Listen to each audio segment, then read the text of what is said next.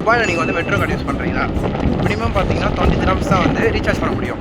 ஆனால் நான் சொல்கிற கரமா லொக்கேஷனில் நீங்கள் 5 dirhams வந்து ரீசார்ஜ் பண்ணலாம். எனக்கு எதில் 5 dirhamsனால், ஒரு சிலவங்களாம் பார்த்தீங்கன்னா மெட்ரோ ரெகுலராக யூஸ் பண்ண மாட்டாங்க, எப்போனா யூஸ் பண்ணுவாங்க. அதாவது நான் வாங்குற சம்பளத்துக்கு எப்போனா தான் யூஸ் பண்ண முடியும். லேட் ஆகிடுச்சு தூங்கிட்டேன்னா போகிறதுக்கு 5 dirhamsக்கு அங்கே டாப்அப் பண்ணிக்கலாம்.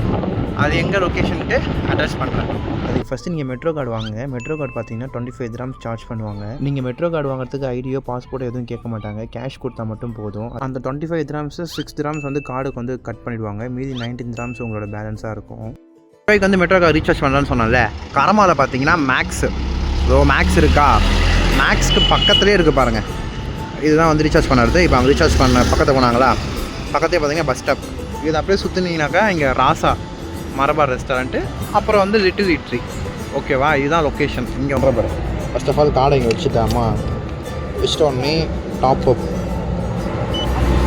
அடுத்து பார்த்தீங்கன்னா 580 கொடுத்துறேன்னா, இங்கே வந்து பேமெண்ட் ஆப்ஷன் இதுக்குள்ளே போயிட்டு இதை பாருங்க, எடுத்துக்கிச்சா ஸ்டோர் அமௌண்ட்டு. அடுத்து எனக்கு ரிசிப்ட் வேண்டாம், ப்ராசஸில் இருக்குது. டாப்அப் ஆயிடுச்சு. ஓகேவா, முதல் வந்து 9 ரூபா இருந்துச்சா, இப்போ பாருங்கள் 14.50 வந்துருச்சு. இங்கே மட்டும்தான் பண்ண முடியும், கார்டையும் எடுத்துக்கலாம்.